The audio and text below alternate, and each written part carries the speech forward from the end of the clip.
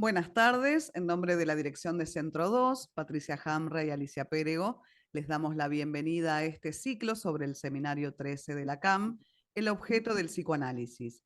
En este encuentro realizará su exposición la licenciada Silvana Tagliaferro. Escucharemos la presentación, como todos los viernes que nos encontramos, a cargo de la licenciada Stella Maris Julián. Cuando quieras, Stella Maris, podés comenzar. Bueno, gracias Lauri. Muchas gracias Silvana por estar. Hoy nuevamente Silvana Tagliaferro, nuestra invitada, quien nos va a hablar de la clase 6, que es del 12 de enero del 66. Presten siempre atención a la fecha, porque las traducciones, si ustedes tienen la de Román, están las clases cerradas. Entonces no van en algunas traducciones saltean esas clases cerradas que Lacan dio en su momento. Esta es la clase del 12 de enero del 66 que titulamos La esfera y el toro, saber y verdad. Bueno, la invitada, como les dije, es Silvana Tagliaferro, ya estuve el año pasado, que es de la escuela Freud Lacan de La Plata. Es psicoanalista, miembro fundadora y expresidente en la gestión 2011-2013 de la escuela Freud Lacan de La Plata. Es supervisora en diversos espacios y en hospitales públicos. Integra varios grupos inscritos en Convergencia y participa de la reunión lacanoamericana que se va a hacer en septiembre, acá en Mar del Plata, de paso el chivo. Es autora de un excelente libro que se llama De Botánica del Sujeto, editado por Nocturna. Yo estuve en la presentación de dicho libro, se los recomiendo, impecable. Y hay otras publicaciones de reciente aparición, como Psicoanálisis y Teatro, homenaje a William Shakespeare, pilado por mí, por Estela Maris Julián de la ESBA. Ella participó de este ciclo y el libro tiene reciente aparición. Bueno, Silvana, un gustazo que estés con nosotros una vez más. Te cedo la palabra y me muteo. Bueno, muchas gracias Estela. Gracias a Estela y al Centro 2, pero en particular a vos por sostener este espacio de lectura. Me parece muy valioso por dos cuestiones. Primero, por la posibilidad de leer a la letra, a Lacan, ¿no? Y que exista un espacio abierto para ello, y por el modo en que lo haces, que es un modo convergente, ¿no? Donde está la posibilidad de que puedan escuchar distintas lecturas y un poco, la clase de hoy, del 12 de enero, va a hablar de eso, ¿no? Parece de las distintas versiones, las distintas lecturas, ¿no? Que ya del Vamos nos muestra ese hiato que hay entre saber y verdad. Eh, sí, Estela me invitó para esta clase que recorta dos términos, la esfera y el toro, y luego saber y verdad. Y como recién ella comentaba, es un seminario donde se ve que después del seminario había una reunión cerrada. Entonces, yo tomé algo para ensamblar, ¿no? De la reunión cerrada, es decir, se ve que después se reunieron el 19, o sea, dieron la clase el 12, dio la clase el 12 en Lacan, y el 19 se reunieron, y ahí trabajaron, volvieron sobre la cuestión de la esfera, el toro, con dos puntos de la Divina Comedia de Dante Alighieri. Así que lo que se me ocurrió presentar fue centrarme en la clase, por supuesto que voy a trabajar hoy con ustedes desde mi lectura, y poder mostrarlo después, ¿no? En estos puntos que Lacan trabaja en esa reunión, donde nos invita a este movimiento de la esfera a lo aesférico, ¿sí? En el Dante Alighieri. Bueno, entonces, para comenzar, voy a tomar una frase de esta reunión cerrada, de la del 19 de enero, porque me permite reunir esto que estaba recién presentando, ¿no? O sea, por un lado, la cuestión de la esfera y el toro, y por qué será que Lacan tiene que recurrir a la topología para hablar para poder dar cuenta del saber y la verdad. Porque es en el punto donde está intentando dar cuenta del saber y la verdad que recurre a la topología. Entonces, a donde me adelanto un poquito es, decía, a lo que trabajaron en esa reunión posterior a la clase, donde Lacan dice que si esto nos interesa, ¿no? De tanto mostrarlo con la topología como poder ir a mostrarlo también, ¿no? En la obra de la Divina Comedia del Dante Alighieri, es porque ahí podemos advertir las transformaciones de la relación del saber y la verdad. Me gustó encontrar, estoy con la traducción de Román, ¿no? O sea, me gustó este término, las transformaciones. Transformaciones ya nos remite a la noción de topología. La topología es una rama joven de la matemática que, a diferencia de la geometría se interesa más en la métrica y en la proporción. En la topología, una superficie o un objeto, ustedes saben que puede ser deformado, por eso también se lo llama la geometría de caucho o la geometría de goma. Puede ser deformado sin que se modifiquen sus propiedades. Es decir, puedo plantear una igualdad, ¿sí? En un trayecto de una presentación a otra. Para que lo puedan imaginar, por ejemplo, puedo pasar de una taza a una dona, ¿sí? Y la estructura es idéntica, porque más allá de que haya una deformación continua, ¿sí? Son formas distintas, no se modifica lo que se va a llamar en topología la invariante. ¿Sí? Es decir, esto es algo que nos permite también poder diferenciar estructura de forma, ¿no? Yo puedo decir, una taza y una dona tienen distinta forma, pero tienen la misma estructura. ¿Sí? Es decir, hay un invariante que se conserva, que es el agujero.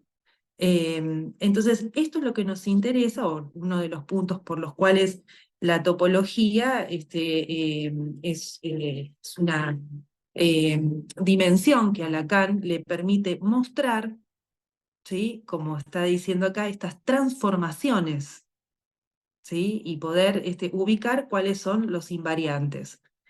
Entonces, Lacan nos quiere mostrar que la relación entre saber y verdad, ya desde Dante, guarda una relación de estructura, aunque la presentación cambie.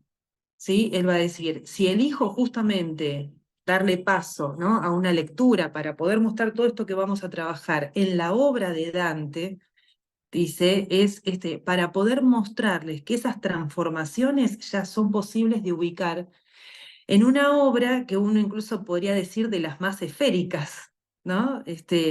La Divina Comedia, donde ustedes saben que hay un círculo dentro de otro círculo, dentro de otro círculo, ¿no? Algo así, ¿no? Un círculo dentro de otro círculo, dentro de otro círculo, ¿no? Así hasta llegar a los 9 círculos, ¿no? Del infierno, concéntricos, ¿no? Y sin embargo, Lacan va a decir, en esa obra del Dante hay una estructura de bobina, retengamos esto, hay una estructura de bobina que anticipa la función del agujero del objeto A, ¿no? La función de agujero del objeto A. Entonces, este es el movimiento que vamos a intentar recorrer hoy. Les decía, en esa reunión, la reunión cerrada del 19 de enero, Lacan dice algo así. Es en un marco topológico que se sitúa la posición de Dante. Si tomamos a Dante, a la Divina Comedia, es por una razón, ¿sí? Que puedo, dice, justificar por 2 razones, en 2 tiempos. Primero, porque Dante, ¿sí? Con su obra, lo que introduce es una construcción cosmológica, ¿sí? Es decir, encontramos una cosmología de las relaciones del saber y verdad de ese tiempo. Pero dice Lacan, bueno, hubiera bastado con agarrar cualquier teólogo medieval, ¿sí? Con eso hubiera sido suficiente. Dice, no, nos interesa Dante porque además es un poeta.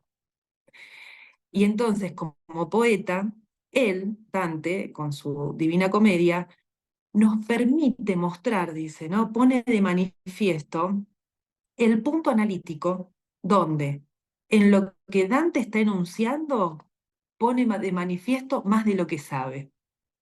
Primer punto. En lo que está enunciando, o sea, Dante está, ¿sí? Dando cuenta de una cosmología del saber de la época, ¿sí? Y dice, y sin embargo está diciendo más de lo que sabe. Pues, dice Lacan, ¿no? Este es el extracto que quería tomar de esa reunión, puesto que testimonia de una manera anticipada la función del objeto A. Entonces, bueno, o sea, a ver, dice, partimos de la topología de la esfera, ¿sí? O sea, uno podría decir el círculo concéntrico, otro círculo y otro círculo. Un mundo cosmológico, donde se sitúa, donde podemos encontrar el pensamiento de Dante. Y sin embargo, nos va a mostrar cómo en ese pensamiento hay un clivaje de la verdad y el saber. Clivaje quiere decir hiato, fractura, ¿sí? Entonces, en este pensamiento medieval, que es donde brota la ciencia moderna, ¿sí? Esa oposición entre verdad y saber ya la podemos encontrar, por ejemplo, en lo que se llamó la doble verdad, y que está en Dante, ¿no? Y que es un punto del cual Lacan se sirve. Esa doble verdad es el fundamento mismo del clivaje. Si yo puedo empezar a pensar que hay un clivaje, ¿sí? entre verdad y saber, es porque hay una doble verdad que está desde el medioevo y que sería algo así como, por un lado, ¿sí? hay un campo pretendido del saber, ¿sí? Esa pretensión de saber se construye en base a un ideal, ¿sí? que concierne a la estructura de mundo de ese momento y que llamamos cosmovisión. Pero por otro lado, y esto es en lo que se detiene Lacan, ¿no? Dice, ya encontramos en ese tiempo, dice, no despachen tan rápido, ¿no? el medioevo, porque ya en ese tiempo encontramos, dice, otra cosa, y es que hay algo que no conocemos, ¿sí? Que hay algo, ¿sí? que no entra en ese cosmos. ¿Sí? Hay algo, ya sea una fuente sobrenatural o un otro que es llamado Dios, ¿sí? que lo que me va a mostrar es que por un lado hay un campo del saber construido, estructurado en torno a un cosmos, y por otro lado algo que no conocemos, ¿no? Una doble verdad. Por otro lado, algo que no conocemos, algo a lo que no tenemos acceso. Entonces, lo que nos va mostrando ahí Lacan es que ya ahí ya se produce un clivaje, ¿sí? O sea, hay algo más allá, a lo que no tenemos acceso, más allá del nombre que soporte, ¿sí? En cada tiempo, en cada paradigma. Se abre así entonces una diferencia entre verdad y saber, que en ese lugar justamente, ¿no? Pues estamos diciendo, en ese clivaje es donde brota la ciencia moderna y organiza el campo del saber, ¿no? El cuerpo del saber de la ciencia moderna, con una posición, dice, ambigua, ¿no? Porque cuanto más intenta aproximarse la ciencia moderna, ¿sí? A la dimensión de la verdad, más se escabulle la verdad. ¿Sí? Entonces ahí ya empieza a mostrar, ¿no? ese clivaje. Cuanto más cuanto más a ver, intento de acercarse, ¿sí? El aliento muestra, ¿sí? esa fractura de la que estamos hablando. Entonces, ese clivaje entre saber y verdad es también lo que en algún momento posterior vamos a encontrar en otros seminarios como el no hay relación sexual, ¿sí? O sea, entre saber y verdad, ¿sí? Acá lo va a decir así, hay un borde sombrío. Acá no habla todavía del no hay relación sexual, que es un axioma de Lacan más adelante, pero sí hay un borde sombrío. ¿Sí? Cuanto más me acerco, más se escabulle.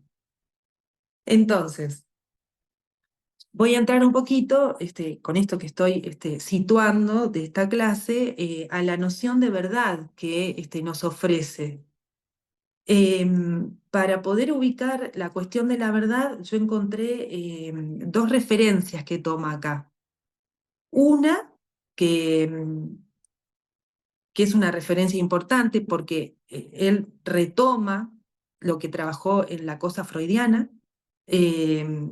y que lo traje porque, o sea, suele divulgarse, digamos, la última frase, pero me gustó compartirlo para que veamos de dónde se desprende, ¿no?, esta propuesta de yo la verdad hablo, ¿sí? Se desprende de un escrito que Lacan prepara para, creo que era un aniversario, que lo invita a una conferencia en Viena, ¿no? Y lo dice así, fíjense cómo presenta a la verdad. Dice,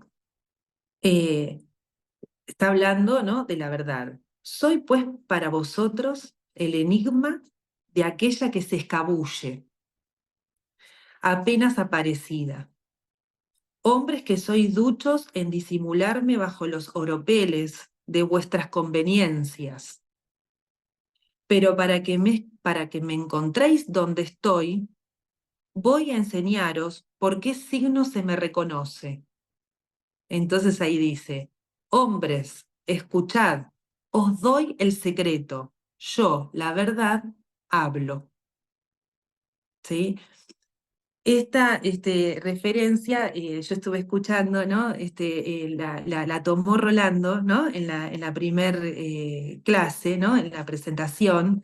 Por eso también quise volver, porque acá vuelve a aparecer en la clase, ¿no?, en esta que estamos trabajando hoy, yo la verdad hablo. Y a ver, hice una plaquita para que podamos pensar, ¿no?, esta estructura de la frase. En la figura 1, Estela.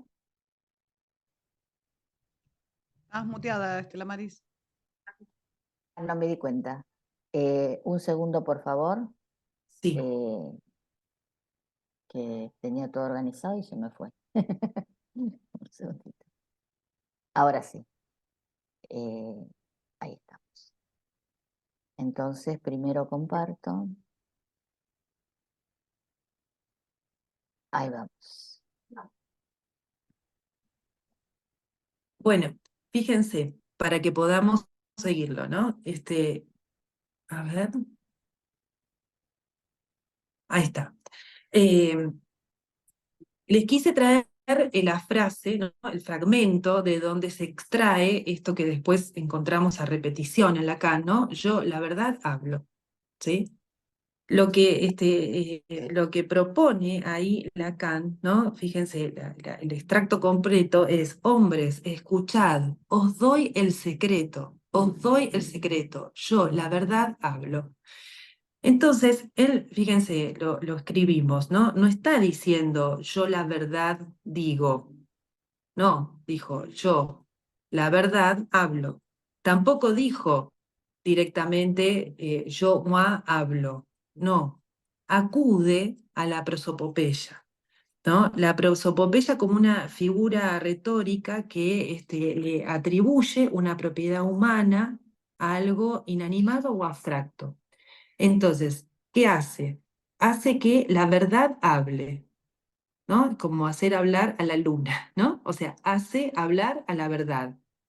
Pero en este recurso, lo que a nosotros nos interesa acá ubicar es que lo que Lacan nos propone es que yo la verdad podemos ubicar yo moi, ¿sí? Yo la verdad, ¿sí? La verdad en esa prosopopeya, es decir, la verdad como ese ente abstracto, pero por un momento animado, yo, la verdad, hablo.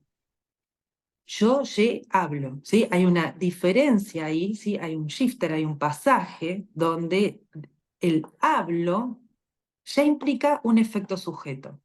Esto podría también sostenerse en el esquema lambda, que seguramente ustedes conocen, ¿no? O sea, una cosa es el yo dirigido al otro, minúscula, ¿no?, del eje imaginario, yo la verdad, ¿sí? Pero lo que sale al paso, el efecto sujeto, que va por otro carril, ¿sí? Un eje simbólico, ¿se acuerdan? En el esquema Lambda, es hablo, ¿sí? El efecto sujeto implica hablo.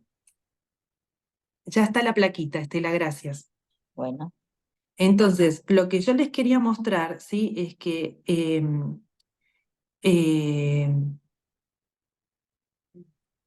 os doy el secreto, ¿sí? Es decir, el objeto A escondido entre significantes es el verdadero secreto, ¿sí? Ese es el secreto que es del orden del objeto A, ¿sí? Y que por lo tanto, cuando pasamos a hablar de la verdad, siempre nos vamos a encontrar con el efecto de verdad, ¿sí? Que ahí podemos ubicar. Yo, la verdad, hablo, ¿sí? Es decir hablo ya implica un efecto de verdad, ¿sí? Es decir, una verdad a medias, la ficción de la verdad, que lo que va a armar es un mundo redondo, esférico. La estructura, entonces, la estructura mental, se viste con una ficción. Y el analista tiene que tratar de encontrar tanto en el corte de sesión como, bueno, en el corte del análisis, ¿no? Que esa verdad, como efecto de verdad, no envíe a la idea de una verdad última, ¿sí? Porque acá estamos mostrando ese pasaje entre yo la verdad hablo, ¿sí? Es decir, hay un efecto de verdad. Por eso hay verdad a medias, ¿sí? Es decir, que alude, si yo digo la verdad es a medias, de vuelta alude a la idea de esfera, ¿no?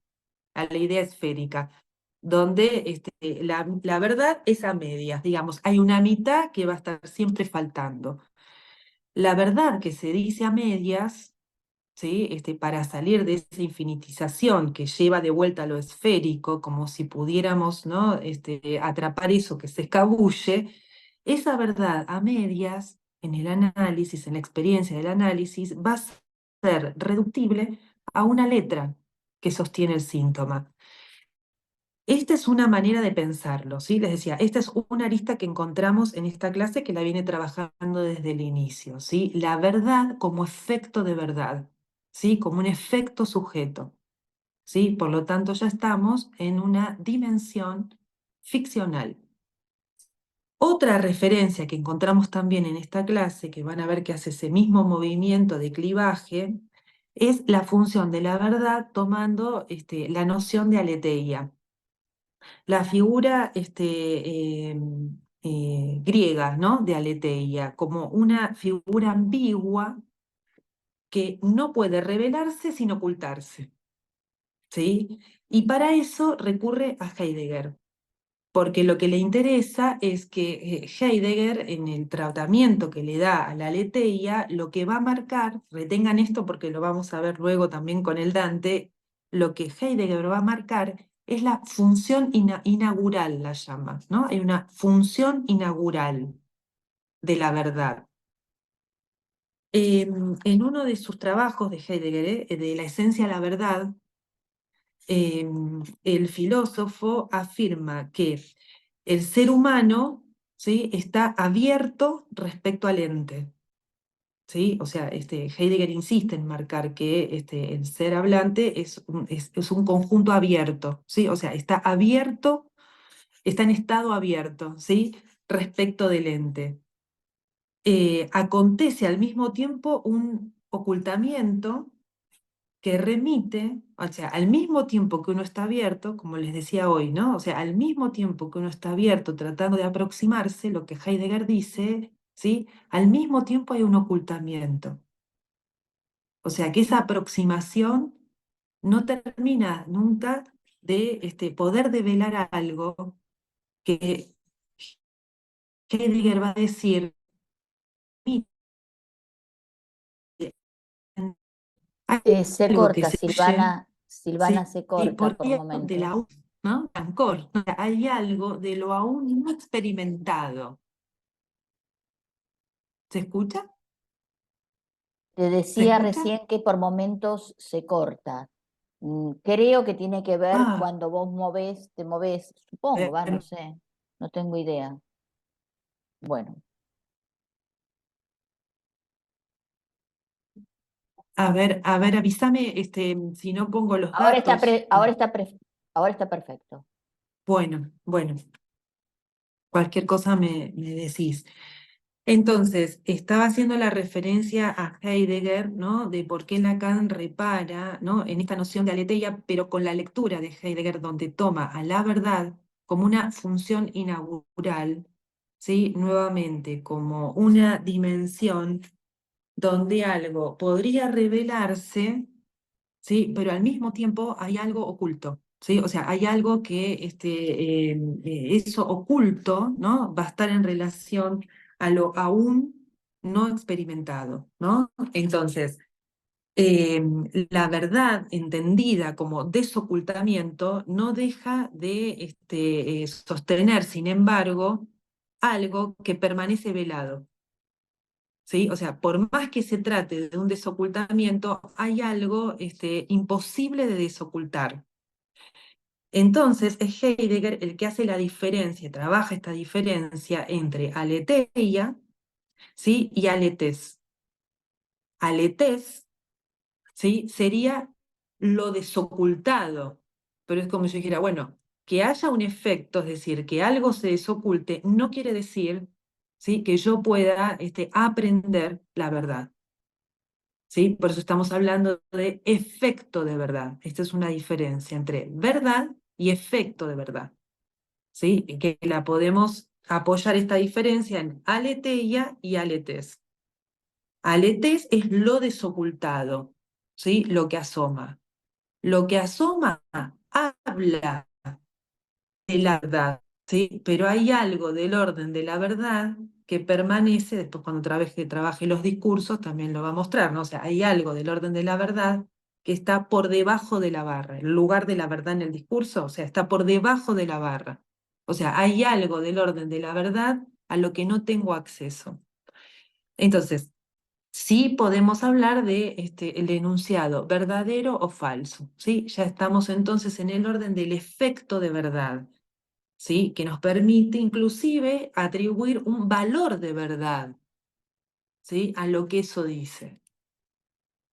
¿Sí? Pero ahí ya vuelve a mostrar, ¿no? Que la verdad permanece oculta, ¿sí? Como un imposible.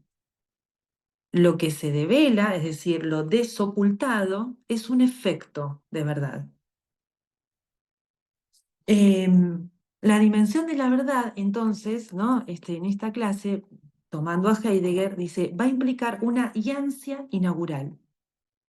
El sujeto como corte entre saber y verdad, otra referencia, con lo cual la verdad que entra en juego, que restaura y que articula, es una primitiva ficción, ¿no? Es decir, en esa iancia inaugural, función inaugural, dijo Heidegger, ¿no? En esa iancia inaugural, ¿sí? En ese corte entre saber y verdad, con lo que nos encontramos es con una primitiva ficción.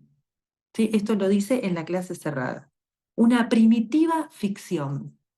La verdad tiene estructura de ficción. ¿Por qué? Porque algo entra como falso, articula el campo de verdad como ficcional, ¿sí? Hasta que la experiencia de la permite encontrarnos con el falsus, por eso habla de las percepciones, ¿no? Las lecturas, Se ¿sí? vuelve a cortar, Que Silvana. es Creo, necesario Silvana, que en esa atención, el sus, ¿no? Como Silvana, caído, se Sil- cortó, sí, sí, se corta. Me parece que vas frenó, a sí, tener que sí, yo se poner datos, escuché. sí. Poner datos, sí. Voy a poner dos. A ver, voy a poner los datos. Sí, yo creo que sí, porque hay Ahí momentos está, nomás. ahí está. No, Perfecto, no, no datos. pongo los datos, sí, no hay problema. No, no, a ver, ahora ahí puse los datos. Decía que entonces esa primitiva ficción, ¿sí? Es coexistente con la iancia inaugural, ¿no? Es decir, que en tanto hay una iancia y hay algo que permanece oculto, ¿sí? Fuera del alcance, con lo que nos encontramos es con una primitiva ficción. ¿sí? Y esa primitiva ficción es la que el análisis trabaja, ¿sí? Trabajamos con esos falsus, ¿sí? Con la declinación de eso que se tomó por verdadero, ¿sí? Y el análisis va conmoviendo, produciendo el efecto de verdad. El efecto de verdad justamente surge en el punto donde algo que se creyó verdadero se torna falso, ¿no? Em, entonces, lo esférico, ¿sí? Está recubriendo algo, ¿sí? Lo esférico está en el punto donde hay una yancia. Em,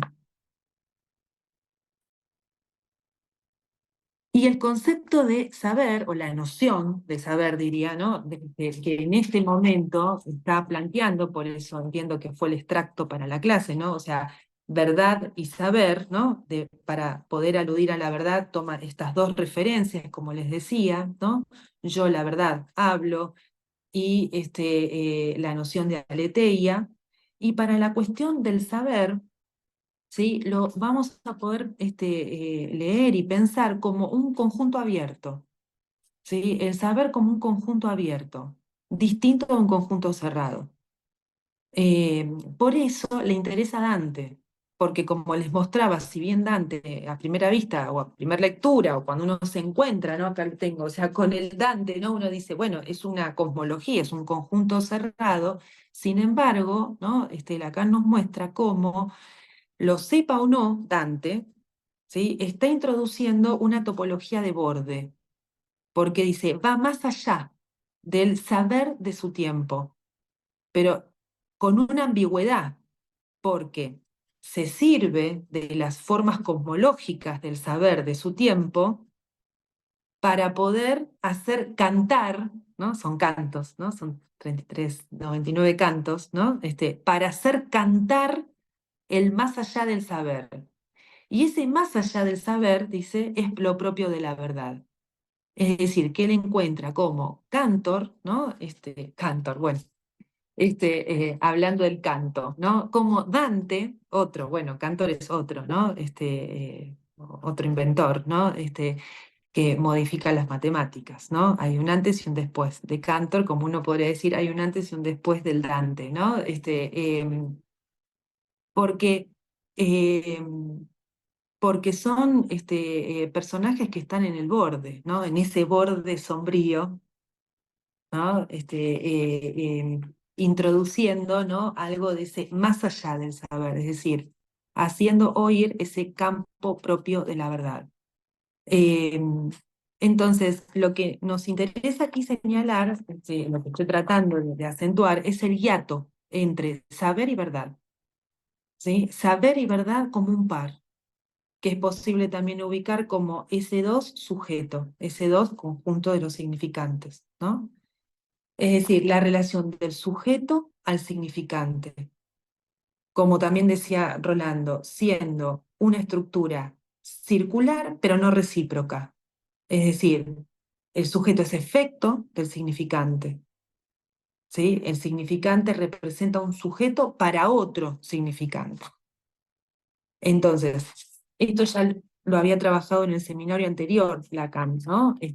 Para mostrar cómo es la ruptura de ese supuesto pacto del significante con algo, es decir, a partir de que se rompe el paralelismo del sujeto con el cosmos, con un cosmos que lo envuelve y que lo introduce como microcosmos, es la ruptura de esta figuración la que le da nacimiento a la ciencia, ¿sí? Entonces, la ciencia trastorna fuerza el dominio de la relación a la verdad, pero el análisis le da otro estatuto a esa demanda. Le da el análisis al darle la palabra al sujeto, es decir, hace de esa demanda de saber, ¿sí? Dirigida a la ciencia, el análisis le otorga a esa demanda, le da la palabra.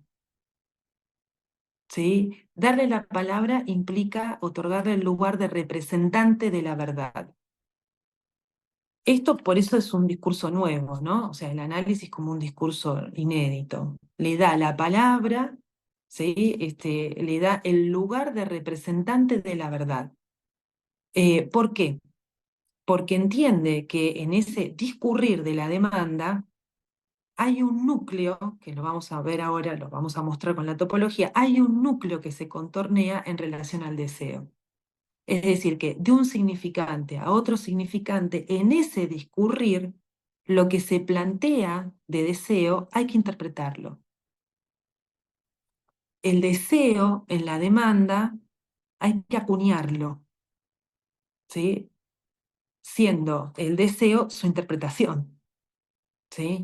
Entonces, no es lo mismo que ante la demanda de saber, ¿sí? La respuesta sea suturar la ansia, la abertura, el agujero, eludiendo la relación a la verdad, que como dijimos es un efecto de verdad, ¿sí? No es lo mismo dar esta respuesta en la demanda que entrar en el engaño, en los embrollos de lo verdadero, ¿sí? En este movimiento de clivaje, ¿sí? En este pasaje por la pérdida que va a implicar perder, ¿no? Esa dimensión esférica para poder encontrarse con algo aesférico, que voy anticipando, ¿sí?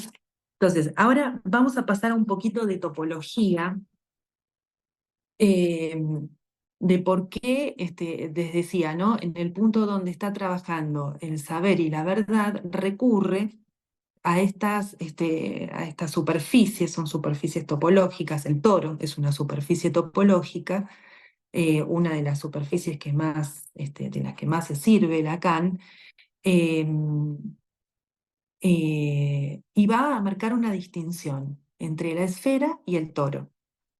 Primero vamos a ver un videíto, la figura 2 sería.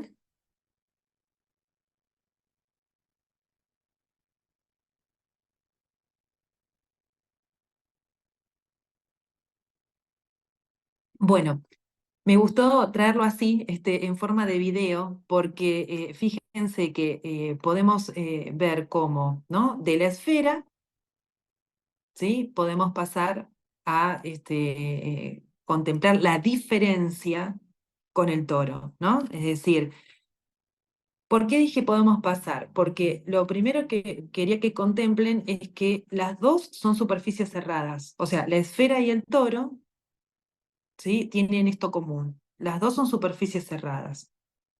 En el plano, así como lo estamos viendo, la esfera es un círculo, ¿sí? Y un círculo, como yo hoy les mostraba también con los círculos del Dante, ¿no? Un círculo, uno puede ir haciendo un círculo cada vez más concéntrico, ¿no? Hasta que se reduzca a un punto. En cambio, el toro no. Ahí está la diferencia. ¿Sí? El punto común es que son dos superficies cerradas. La diferencia es que el toro no es reductible a un punto. ¿Por qué? Porque hay un agujero. El agujero va a ser la invariante, ¿se acuerdan lo que decíamos, estas superficies topológicas, ¿no? Pueden deformarse y demás, pero hay invariantes que son lo que marcan la diferencia de estructura entre una presentación y otra. Entonces, la esfera no es el toro, mejor dicho, el toro, ¿sí? No es una esfera porque el toro es una superficie que se construye alrededor de un agujero, siendo el agujero un punto invariante. Ahora, vamos a pasar a la figura 3. Para poder ubicar su construcción. Traje esto porque, a ver, recién dije, el toro es la organización de la superficie alrededor de un agujero. Es decir, que esa articulación, esa organización de la demanda que ahora vamos a ir desplegando y articulando, es lo que va a ir contorneando y produciendo el efecto del agujero.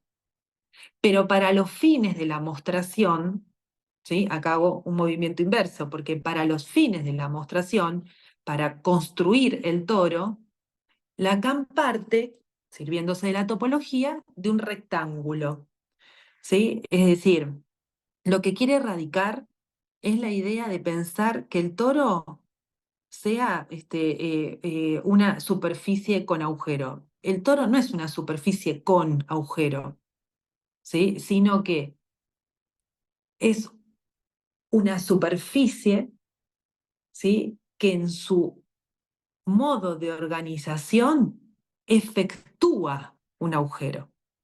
Entonces, en todo caso, va a decir, es la reunión de dos agujeros. Entonces, toma un rectángulo, los pega, fíjense en las líneas que las flechas indican, hasta tener un cilindro, y luego pega los dos bordes, los dos agujeros. ¿Sí? Ahí ven, los une, los pega, y ahí tienen lo que podría ser, ¿no? Lo más imaginable, que es un neumático, un salvavidas, ¿no? Un inflable, ¿no? O sea, fíjense, tiene esa particularidad. Vamos a pasar a la 4 ahora. Tiene ahí está, tiene la particularidad, entonces, ¿no? De que ese recorrido que va a ir haciendo la demanda, la de mayúscula, fíjense, ¿no? Ese recorrido que va a ir haciendo la demanda, que digamos se llama círculo pleno también, ¿no? Es decir, el recorrido de la demanda va contorneando, ¿no? Hasta hacer aparecer el agujero central. El agujero central es el del centro, que tiene la particularidad de ser, fíjense, al mismo tiempo, es un agujero exterior, ¿sí? Pero es central. O sea que, siendo exterior, es central, ¿sí? Y hay un agujero interior, al que, curiosamente o no tanto, ¿no? Maravillosamente el lenguaje, ¿no? Digamos, se llama alma, el agujero interior, ¿no? Es decir, ese es por donde circula el aire, ¿no? Entonces, nos va a mostrar cómo el agujero central, dijimos, o también donde pasa el eje, ¿no? Irreductible, que se produce como efecto del movimiento de bobina de la demanda, ¿sí? Hace surgir un círculo vacío, el círculo del deseo. Por eso ven que hay una línea directa de minúscula, ¿no? Por donde la demanda, ¿sí? Va haciendo su movimiento de bobina, decía, ¿no? Hasta hacer aparecer el agujero central. Por eso les proponía un esfuerzo, porque la topología, bueno, o sea, produce un esfuerzo en el imaginario, porque es poder pensarlo al revés. ¿Sí? No una esfera a la que le hago un agujero, sino que el agujero, ¿sí? Se produce como efecto de movimiento de la demanda, que va organizando una superficie hasta hacer surgir un agujero. Podemos retirar ahora la figura. Me voy a adentrar un poquito más, ¿no? Entonces, para poder ubicar cómo es que esto se produce. Les mostré dos cuestiones contrapuestas, ¿no? Por un lado, cómo se construye el toro, ¿sí? O sea, cómo lo construimos a los fines de la mostración, ¿no? Un rectángulo, dos agujeros, los pego y ya tenemos el inflable, ¿sí? El toro.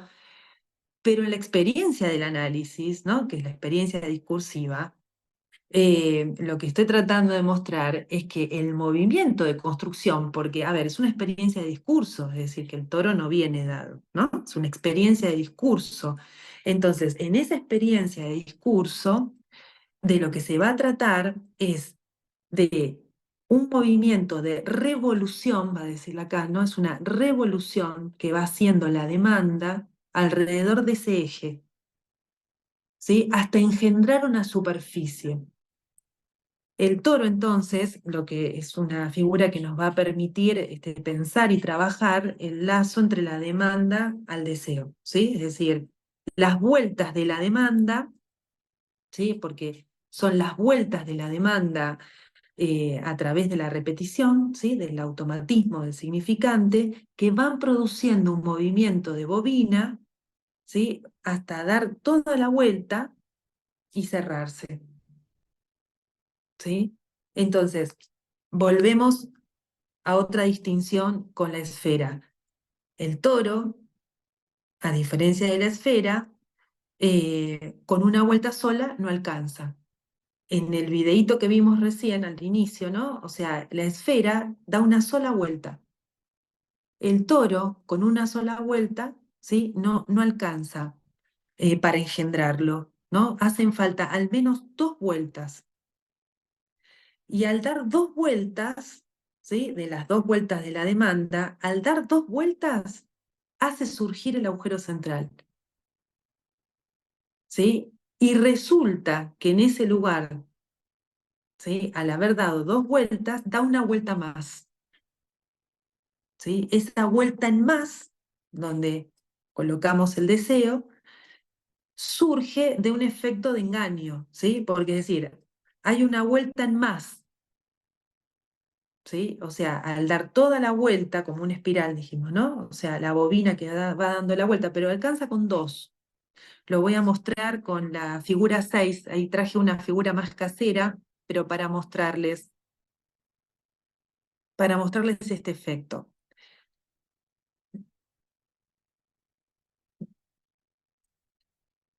Sería, ahí está, fíjense. Bueno, primero tenemos la superficie del toro aplanada, ¿sí? No está en el espacio, sino que está aplanada, 2D.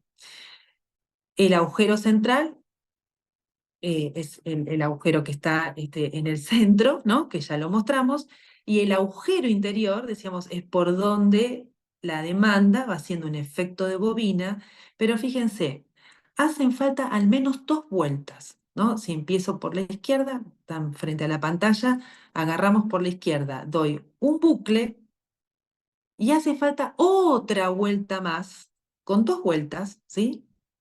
¿Para qué? Para que se arme la estructura, no sé si lo aprecian, de 8 interior. ¿Sí? Fíjense, el recorrido mínimo cuando uno dice 2 vueltas es porque tiene que armarse el recorrido del 8 interior, ¿sí? Para que se estructure como un toro. Vamos a mostrarlo ahora con la figura 7, esta ya es la última. En esta en la anterior fueron 2 vueltas de la demanda, ¿sí? 2 vueltas de bobina de la demanda, ¿no? Ahora vamos a ver 2 vueltas alrededor del agujero central, ¿sí? También arman un 8 interior, ¿no? Entonces, cuando Lacan insiste en decir que hacen falta 2 vueltas de lo que está, a lo que está aludiendo es a la repetición. Listo, ya estarían las figuras.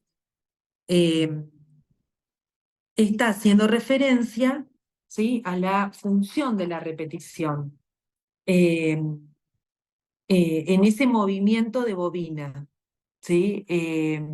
Como les decía, con una vuelta sola no alcanza, ahí tenemos la esfera, ¿sí? Hacen falta 2 vueltas, ya sea 2 demandas y dando lugar al agujero central, o pasar 2 veces por el agujero central, ¿no? De las 2 maneras se arma la estructura de un 8 interior, ¿sí? Que implica que entró en funcionamiento también la repetición, ¿no? Es decir, hasta que no entra en funcionamiento la repetición, no hay posibilidad de que se estructure, ¿sí? La dimensión del sujeto deseante, ¿no? Entonces, lo que estoy mostrando es cómo la vuelta de la demanda, ¿sí? No solamente, ¿no? En ese bucle que arma hace surgir el efecto de agujero, sino que lo que está causando, ¿no? Ese movimiento del significante es el objeto A, ¿sí? Porque es el deseo, ¿vieron? Lo hace surgir, pero al mismo tiempo es causa, ¿sí? Es decir, es el deseo lo que está soportando ese movimiento circular de la demanda, siempre repetida, ¿sí? A diferencia como les decía, de la esfera, que es una sola vuelta, ¿no? En el plano la esfera es un círculo, ¿no? Por eso tal vez en el seminario de la identificación, ¿no? Que es donde podemos encontrar bastante referencia a la topología, ¿no? Ahí Lacan plantea la esfera, fíjense, dice como un objeto obtuso. Puede que sea una buena forma, pero es tonta, es cosmológica, ¿sí? Solo una vuelta. En cambio, el toro implica que la demanda se rice, ¿sí? Se riza el rizo, ¿sí? O sea, de la vuelta, arma un bucle alrededor del agujero, vuelve a rizarse sobre sí misma y al mismo tiempo, ¿no? En ese movimiento recorre y hace surgir el agujero central. Entonces, esto también, ¿no? Quiero mostrarle el efecto de agujero, ¿sí? No es que uno tiene que ir a agujerear algo, cuando dice no hay que ir a agujerear, ¿sí? Es en el recorrido, ¿no? Donde en ese movimiento, ¿sí? Se produce el efecto de agujero.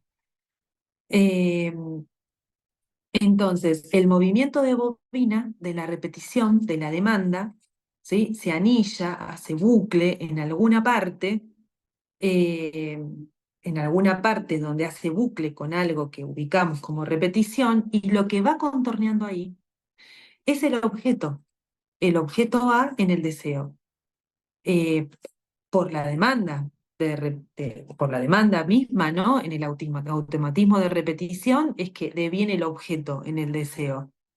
Eh, Esto para ubicar cómo en esta clase, ¿no? Ahí van a encontrar, va a decir la topología del toro, ¿no? Está hablando de esto, o sea, la topología del toro nos permite soportar dos términos. Uno desdoblado, la demanda, ¿sí? Y otro enmascarado, el deseo. Es decir, que el deseo está enmascarado en la demanda, ¿sí? Por eso es a través de la demanda que es posible, ¿sí? Que se pueda acuñar el deseo. Ahora, vuelvo al inicio. Articulemos un poquito, decía, este desarrollo, ¿no? Con el por qué se interesa en el Dante. Él toma dos pasajes, no sé si voy a llegar con la hora, al menos uno, por ahí sí, porque son dos puntuaciones breves. Una un poquito más extensa, más figurativa para poder mostrarlo.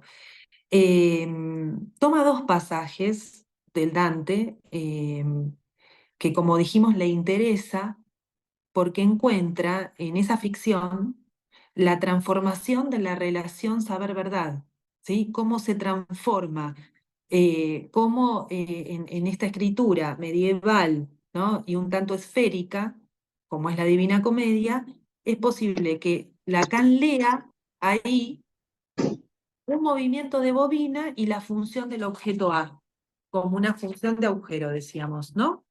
Entonces, la primera referencia que va a dar es, si después la quieren ir a buscar porque es preciosa, en el infierno, el canto 30, ¿sí? Toma el canto 30, donde Dante se encuentra con un hidrópico, ¿sí? O sea, alguien que sufre hidropesía. Ese personaje es Maestro Adán,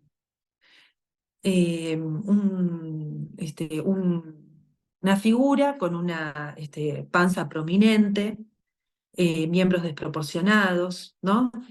Y pegado al maestro Adán hay dos sombras, una mujer y Sinón, el personaje griego de Troya. Resulta que Dante pasa por ahí con Virgilio y ve estas dos figuras, maestro Adán y Sinón, intercambiando golpes en una pelea que fue provocada por maestro Adán, porque trató a Sinón de engañador, ¿sí? O sea, le arroja un insulto, lo trata de engañador. Resulta que maestro Adán, van a encontrar dos traducciones distintas, una la del seminario lo llaman el monedero falso, en realidad es un estafador, ¿no? O sea, en la obra, yo tengo la de Dante Alighieri y la versión de Jorge Aulusino, es un estafador, ¿no? O sea, maestro Adán es alguien que está en el infierno, ¿no? Porque fabricó florines, estafó, pero no de cualquier manera. ¿sí? Los florines eran de buen peso. Lo que hizo fue modificó la aleación. Los florines antiguamente eran de oro puro y lo que hizo fue incluir 3 quilates de metal. Hizo un fraude, ¿no? Entonces, ahí Lacan se detiene y dice, bueno, esto nos viene bien porque tenemos que diferenciar. Una cosa es el falso del que estamos hablando, ¿sí? Y otra cosa es el fraude. El fraude, como la falsificación, presupone una malicia, ¿sí? Entonces, resulta que Virgilio, ¿no? Hace una intervención en este canto y dice, el fraude es el mal propio de toda conciencia, porque toda conciencia está mordida por el fraude. Habla de la mordida. Volvemos a Heidegger y lo que estábamos hablando en relación a la verdad y la función inaugural y la guianza inaugural. Lacan está leyendo esta puntuación que está haciendo alguien, ¿no? En el seminario y dice, sí, hay algo fundamentalmente falseado en la conciencia y la conciencia lleva las marcas de esa falta primera. ¿Sí? Dice, tal vez por eso Dante le puso Adán, ¿no? Maestro Adán, ¿sí? La mordida de Adán, aquel que provocó la separación, aquel primer hombre, ¿no? Donde la conciencia está en ruptura, hay una herida sobre el cual podemos ubicar la falsificación original. Ahora, una diferencia sería, ¿no? Entonces, esa falsificación original, que también llamamos hoy ficción primitiva, ¿sí? Y él lo está diferenciando de el falsificador, ¿no? El falsificador dice, hay una malicia, ¿sí? Una cuestión es estructural, donde estamos diciendo que en esa función de la iancia, ¿no? En esa mordida, ¿sí? Surge la falsificación original, porque hablando topológicamente podríamos decir, la mordida crea la superficie falsa, ¿sí? Es decir, es el corte el que engendra la superficie. Por eso me detuve hoy en querer mostrarles al revés, ¿no? O sea, sacarnos un poquito la idea de la esfera agujereada y poder pensar que el agujero hay que hacerlo, ¿sí? Es decir, que es el corte el que engendra la superficie y es el movimiento de bobina de la superficie el que va produciendo el efecto de agujero. Entonces, acá estamos en la Divina Comedia, ¿eh? ¿No? O sea, dentro de una cosmovisión, dice, sin embargo, Dante se anticipa, dice Lacan, en hablar de mi objeto A. La mordida crea esa superficie, ¿sí? Es porque está esa falta primera que hay una primitiva ficción.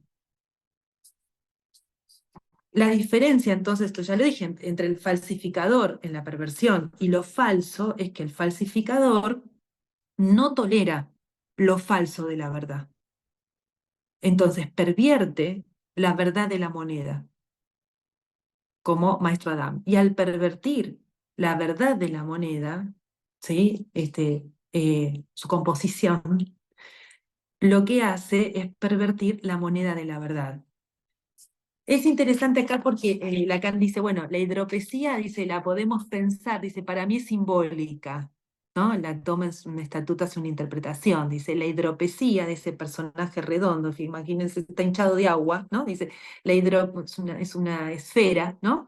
Dice, la hidropesía ese cuerpo hinchado, retenido, desmesuradamente hinchado, esa panza que sube, es tan prominente que está ciego, le quita la visión, es una panza, dice, llena de agua estancada, no circula. Por eso tiene todo el tiempo sequedad en la boca, maestro Adam, tiene la boca seca, la sed constante. Falsifica la moneda, adultera la moneda y así falsifica la palabra de verdad. Por otro lado, les decía que lo que contempla Dante es al maestro Adán en riña peleando con Sinón, que es un personaje griego, desertor del campo griego, porque es el que engañó a los troyanos haciendo entrar el caballo de madera en la ciudad. Es un engañador. Entonces, Lacan dice, ¿qué hacen juntos estos dos? ¿No? El hidrópico maestro Adán y Sinón.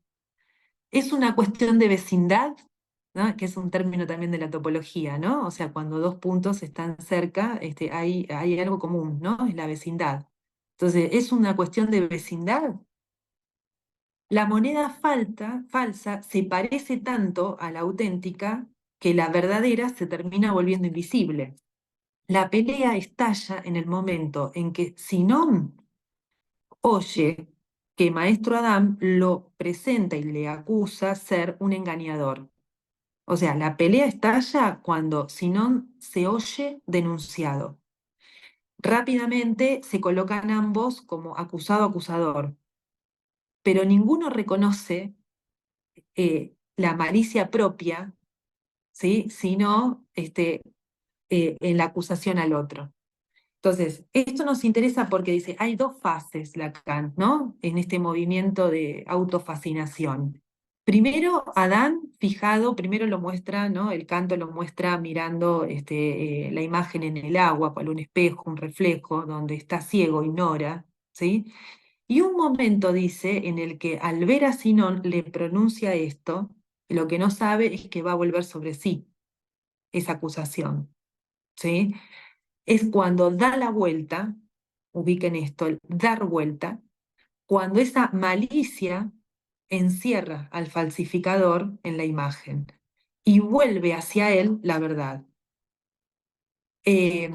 Una verdad que el perverso sostiene como absoluto de la verdad, ¿sí? Fijado al absoluto de la verdad, ¿sí? Entonces, con respecto a Dante, volvemos a Dante. Él está fascinado por este espectáculo entre estos dos personajes, ¿no? Estas imágenes del infierno.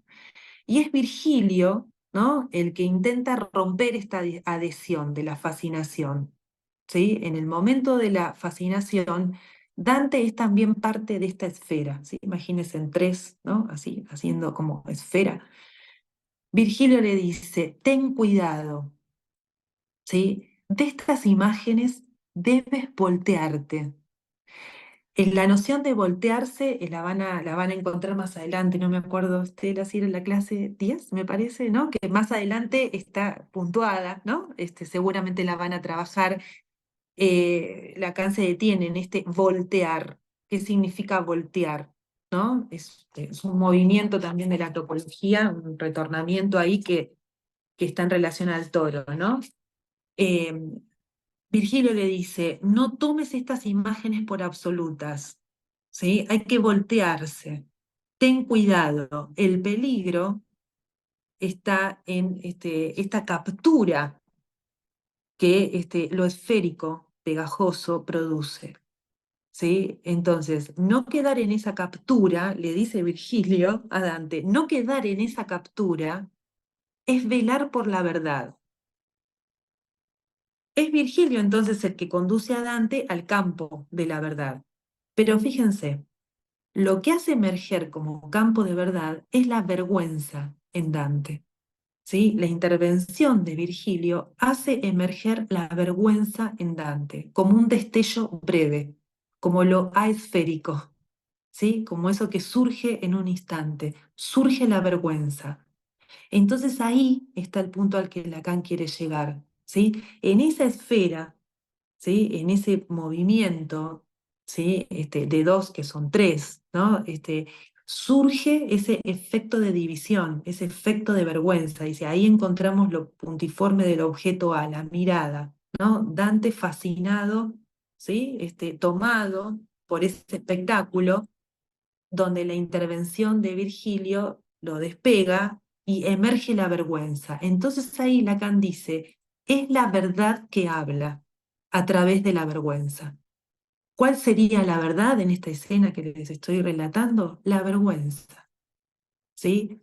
Es la coordenada del objeto A, ese punto donde se juntan el falsificador de la moneda, el falsificador de la palabra, una extraña conjunción ahí, donde la mirada de Dante queda pegada, ¿sí? Y que en el movimiento de voltearse hace surgir la vergüenza, la verdad que habla. Este movimiento es importante, ¿no? Porque lo que estamos planteando entonces es que lo esférico recubre lo no esférico, ¿sí? En un escrito más adelante, Leturdit, ¿no? Lacan va a plantear lo aesférico, ¿sí? El objeto A como lo aesférico, ¿sí? Como eso que, bueno, es un destello, ¿no? Es el efecto de vergüenza, es un instante. ¿Sí? Eso que aparece no sin la repetición, no sin haber quedado pegado, ¿sí? Al espectáculo, ¿no? Es el efecto de ese desprendimiento en Dante, ¿sí? Cuando él siente vergüenza, ¿sí? De esa identificación que lo capturó y a la que por un momento, ¿sí? Quedó, como decía, fascinado, ¿no? La segunda, no sé cómo esté con el tiempo, ¿estoy bien? ¿Sí? Sí, Bueno, sí, la, sí. la segunda puntuación que hace, ¿no? Después de todo este desarrollo, como les decía en la reunión cerrada, después de todo este desarrollo de la topología, se van a mostrar esto con estos dos puntos de la Divina Comedia, lo leen en el Dante, ¿no? El segundo punto es en el paraíso, ya no en el infierno, en el paraíso, en el canto 3, si lo quieren buscar, y ahí Dante habla de las manchas lunares.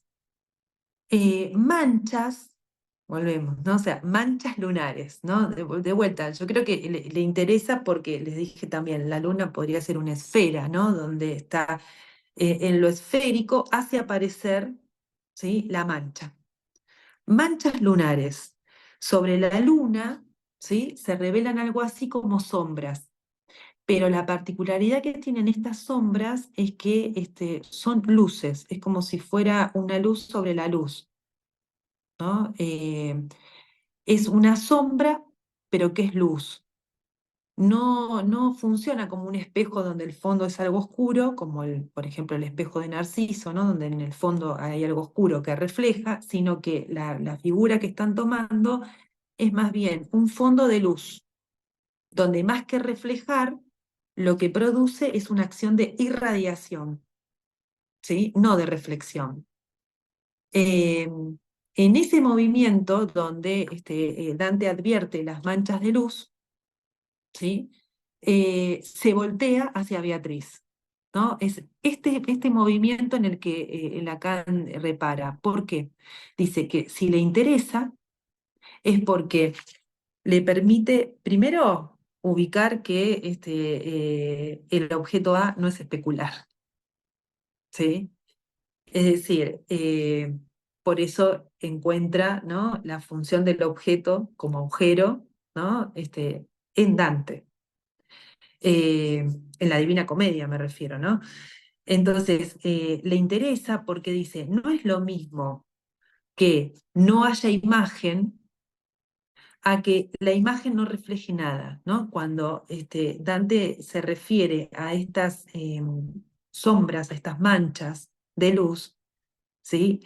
Que irradian nada, ¿sí? Lo que va a decir no es que no hay imagen, ¿sí? Sino que irradian nada, es decir, reflejan nada, es la imagen de nada. Y entonces ahí, ¿no? Lacan encuentra la apoyatura para ubicar su objeto A, ¿sí? Cuando él dice el objeto A no es especular, ¿sí? No solo porque no hay imagen del objeto A, sino porque no hay nada que refleje ahí, ¿sí? Entonces dice, es la imagen de nada. En el campo de la verdad, entonces, que estamos tomando con intención, ¿no? Esta dimensión para mostrar que es ficcional, ¿sí? Cuanto más se tolera, ¿sí? Eso inestable del campo de lo verdadero respecto del saber, ¿sí? Es decir, cuanta mayor posibilidad de voltearse, es decir, de poder pasar de lo esférico a lo aesférico, ¿sí? La vergüenza, el efecto del encuentro con esa imagen, como dice, de nada, ¿sí? Y no la no imagen, sino una imagen de nada que irradia en Dante. Cuanto más pueda tolerarse, decía, ¿no? Ese movimiento, distinto será la mentalidad a quedar en esa captura rígida de lo esférico, ¿sí? De una ficcionalidad esférica que está tratando a la verdad como absoluta, ¿sí? Entonces estamos diciendo, lo esférico necesario, ¿sí? Porque estamos diciendo, hay un punto donde el imaginario vuelve a lo redondo, ¿sí? No es lo mismo que tolere el pasaje, el voltearse, ¿sí? El pasaje por esa dimensión de lo aesférico, ¿sí? Que podemos también ubicarlo en ese movimiento de bobina del toro, ¿no? Y un efecto de agujero, ¿sí? A el quedar en esa rigidez, en la captura fija, ¿sí? De aquel que hace de la verdad algo absoluto e incuestionable, ¿sí? Por eso ahí tenemos, ¿no? Esa posición religiosa, ¿no? Como, eh, eh, como esfera, ¿sí? Bueno, hasta acá es lo que puntué de la clase, ¿no? Porque me interesaba a partir de esto poder charlar, ¿no? Y ver si ese movimiento que yo encuentro que en esta clase él nos está convocando a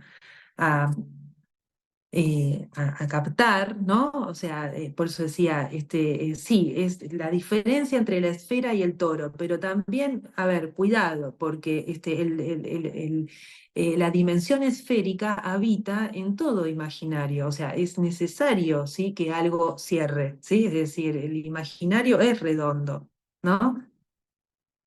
Ahora, no es lo mismo, ¿no? Como les decía, que esa esfera esté sostenida en una verdad absoluta, incuestionable, que se hace religión, ahí a que, ¿sí? Podamos encontrarnos con eso esférico que pasa por lo aesférico, ¿sí? Para volver a un imaginario más flexible, ¿sí? Que se sabe dividido.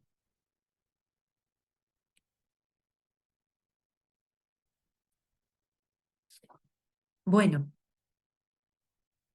Muy bien, excelente. Muchas gracias, muy, muy clara, muy buena transmisión. Y te agradezco enormemente que hayas tomado la siguiente clase que habla de la Mm, Divina Comedia. mm, Después creo que es Stein el que habla en porque son dos clases cerradas consecutivas. sí. Bueno, te cuento, en el chat María dice, ¿eso que es imposible de desocultar tiene que ver con el ombligo del sueño? Ujú. Voy respondiendo. Sí, Y otra, tendría ese estatuto, le digo a María, tendría ese estatuto en tanto estamos hablando de lo Uperdran, ¿no? O sea, estamos diciendo que hay algo, ¿sí? En relación a la represión, a lo que no tenemos acceso, ¿no? Esto es lo que va después en RCI llamar agujero simbólico, ¿no? Es decir, hay un inatravesable, ¿no? Es decir, hay una dimensión inatravesable. Yo sí coincido, lo entiendo como esto que planteaba en relación a la iancia, ¿no? Esa iancia primitiva, ¿no? Esa función inaugural, dice, ¿no? La falta inaugural. Sí. bien. María, bueno, sí, dice que está ansiosa por terminar, pero bueno, sí va a estar en YouTube. Creo que ¿cuándo está en YouTube, Lauri? En una Posiblemente la semana. semana que viene ya esté Ya esté publicado. subido. Sí, sí. Bueno, ahora con no haberlo esférico, dice Fernanda, sí, de eso estás Sí. hablando, ¿no? de Sí. cómo conmoverlo. A ver, ¿quieren abrir los micrófonos si quieren preguntarle directamente?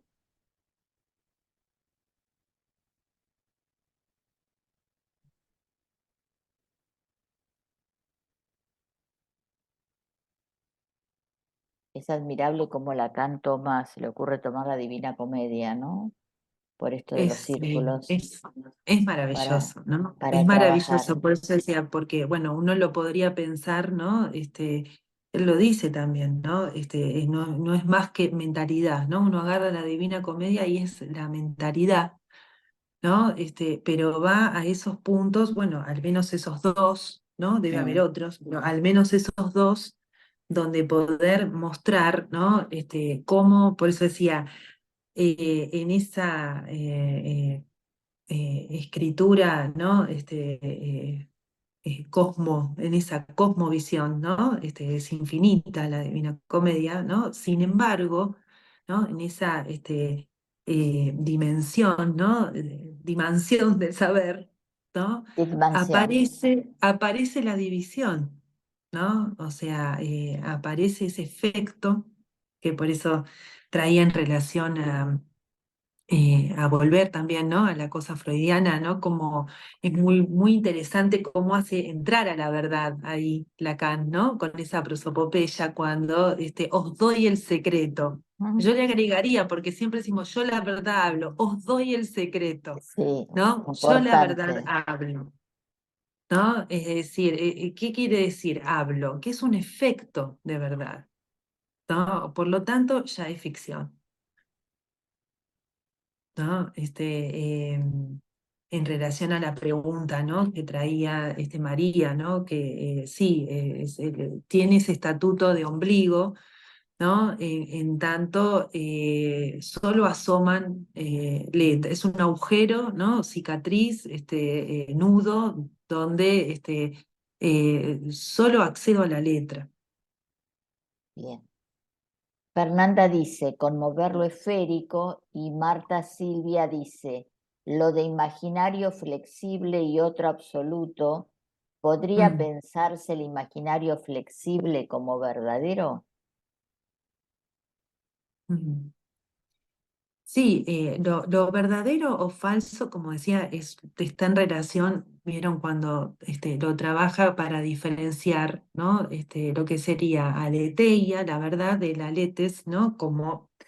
Eh, como una proposición, ¿no? Lo verdadero o lo falso tiene que ver con el valor de verdad que cada uno ahí le atribuye, ¿no? O sea, yo creo que en realidad es a la inversa, ¿no? El efecto de lo que se creía verdadero a lo falso es lo que introduce la flexibilidad, ¿no? La flexibilidad en el sentido de que algo que se atesoró como verdad pueda caer, ¿sí? Y pueda tener otra versión, ¿no? Eso es lo que le da a la superficie mental, ¿no? Una dimensión flexible. Si lo verdadero no entra como ficción, ¿sí? O no encuentra, ¿no? Esa posibilidad del falsus, estamos siempre haciendo de lo verdadero una verdad absoluta. Y cuanto más absoluta se tome la verdad, ¿sí? Más rígida la mentalidad. Ahí entendí ahora. Ma- Tenía que ver con eso lo que preguntaba. Buenísimo. Perfecto, Tanto perfecto. agujereado, ¿no? Es como si se podría pensar en un imaginario verdadero en tanto agujereado, por decirlo de algún modo, o sí, con estas faltas. Sí, a ver, incluso, ¿no? Podríamos, yo creo que es en el seminario de la identificación, cuando está hablando, recurriendo a la topología, ¿no? Donde dice hay un imaginario verdadero y un imaginario falso, ¿no? Tal vez te referís a eso, ¿no? Porque dice, el imaginario falso, digamos, es el que cae, ¿no? Para encontrarse con el imaginario verdadero. Sí, sí, sí, sí, seguramente está esa referencia, ¿no? Gracias. Muy Mm. bueno, Silvana. Mariela dice, ¿cómo pensar el saber? Si es, ¿cómo pensar el saber si es posible en la frase yo la verdad hablo? ¿Querés hablar, Mariela, si estás ahí? Habilitar tu micrófono y explayarte un poquito más. Acá, pero a ver, Sí, porque me quedé pensando en el comienzo de la clase, ¿no? Que vos decías que saber y verdad eran las dos formas que Lacan tomaba para recurrir a la topología, ¿sí?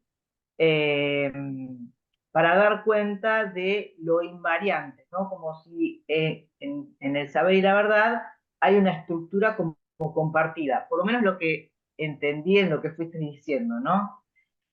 Si yo me voy a los discursos, ¿sí? Entiendo que el, la verdad es un lugar dentro del discurso, ¿no? Y el saber está representado por el S2, ¿sí? Si yo trato de Sí, pensar esto desde los discursos, sí, ¿sí? Cuando vos decías que en esta frase que da Lacan y que uno la repite casi en automático, ¿no? El yo la verdad hablo, en donde la verdad aparece como un efecto, ¿no? En el hablo aparece como un efecto de sujeto, ¿no? Nada, ahí yo me quedé como pensando, quizás un poco trabada, bueno, si había alguna manera de pensar el saber en esa frase, ¿no? Porque en ese efecto de sujeto hay algún tipo de saber, ¿no? Que quizás se descubre en un análisis, pero no sé, estoy pensando la pregunta ahora, sí, cuando sí, la tengo muy sí. elaborada, ¿no? No, no, está buenísima la pregunta porque me permite volver sobre lo que traía del Dante, ¿no? Lo que planteaba no es que tengan la misma estructura, sino que la relación saber-verdad, ¿no? Lo que a él le interesa es mostrar la transformación que va teniendo, ¿no? La relación entre saber y verdad. Y coincido que el saber de qué se trata, ¿no? Es el saber del inconsciente, ¿no? El saber entre significantes. Por eso poníamos el S2. Entonces, justamente trae, ¿no? Esta escena, porque es un momento, es un canto, es uno de los cantos, el 30, ¿no? Donde, del infierno, donde uno de los últimos, ¿no?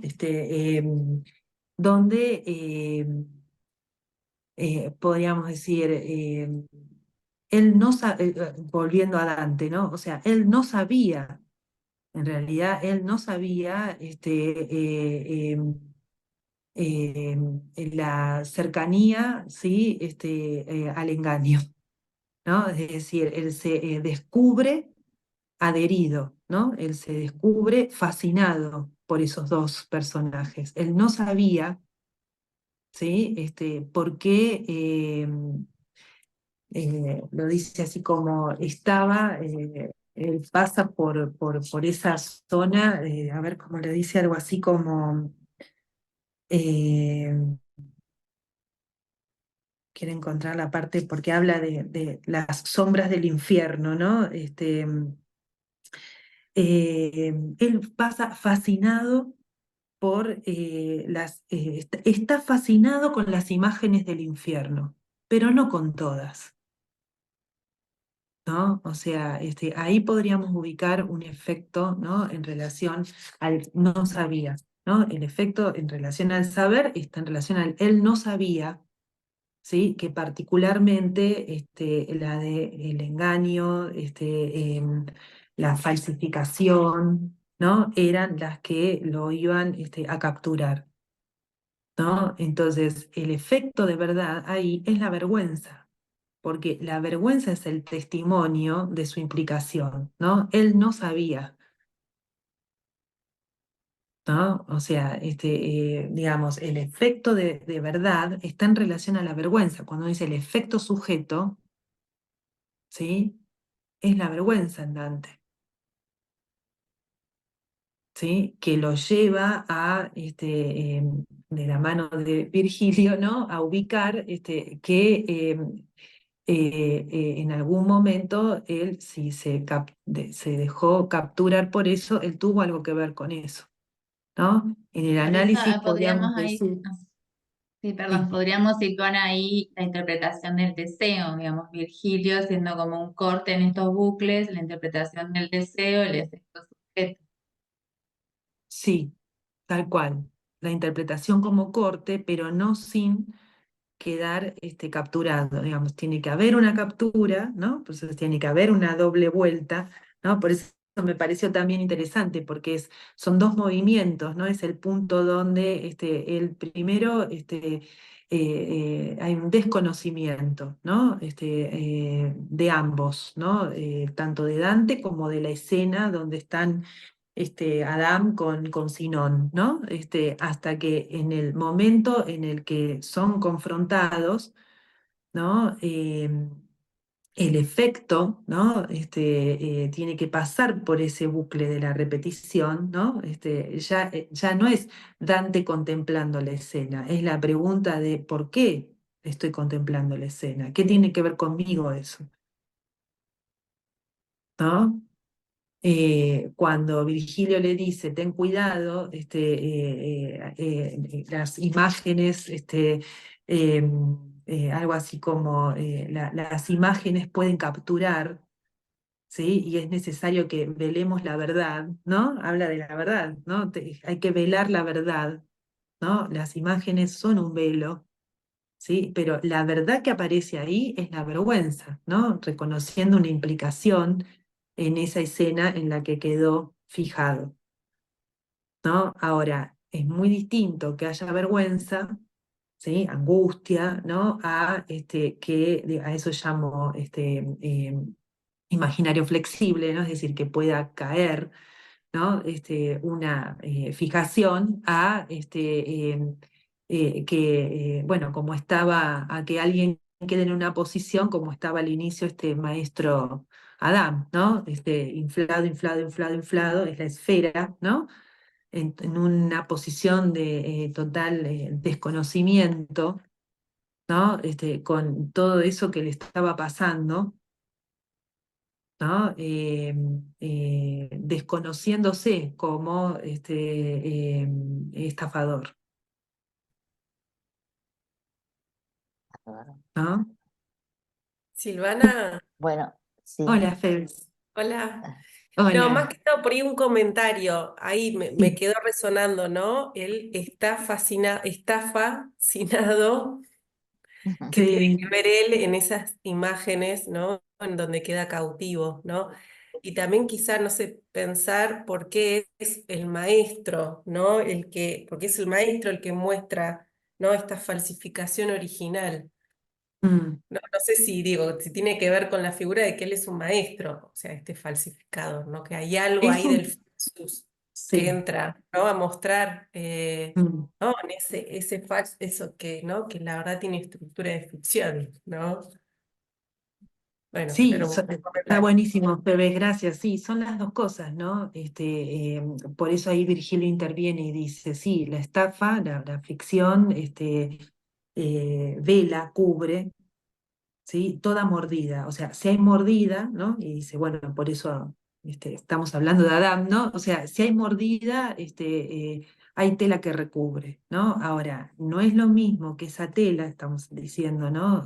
Sea entendida como ficción y por lo tanto pueda aceptarse la falsedad, ¿sí? De lo que se creyó, ¿sí? A que se lo tome por verdadero, ¿sí? A que se lo tome por verdad absoluta. Ahí estaría el pasaje a lo que decía Mariela, ¿no? A que se haga de ese saber la verdad, Ujú. ¿no? La verdad absoluta e incuestionable, ¿no? O sea, justamente la noción de verdad o el lugar que le da a la verdad es un efecto sujeto, que es un efecto de división, ¿no? Por eso me Claro. parecía interesante traer dónde está en todo este asunto la verdad, en la vergüenza, ¿no? Digamos, el efecto de verdad, ¿sí? Aparece en la vergüenza de Dante, en el sentimiento de vergüenza. Ujú. ¿no? El efecto sujeto, por eso digo, no es, es un hallazgo, es algo que se desoculta ocultándose, ¿no? O sea, la verdad, por eso apareció seguramente la idea del ombligo, o sea, la verdad, no tenemos acceso al origen, ¿no? O sea, lo que tenemos es la marca del ombligo y lo que alrededor de eso, ¿no? Asoma. Bien. Bueno, muy bien, excelente la transmisión. Le damos un aplauso, habilitamos los micrófonos y te Bueno, agradecemos gracias. muchísimo de Gracias. haber estado una vez más. Mirá Gracias.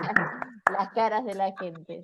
Les cuento Bueno, que la semana que viene, nos vamos a encontrar la semana que viene de vuelta en lugar de 15 días, el 24 de mayo, porque luego tenemos un coloquio de convergencia y convergencia es un espacio que agrupa analistas de diferentes instituciones psicoanalíticas freudianas lacanianas del mundo. Entonces, y el congreso, el coloquio se da aquí en Buenos Aires.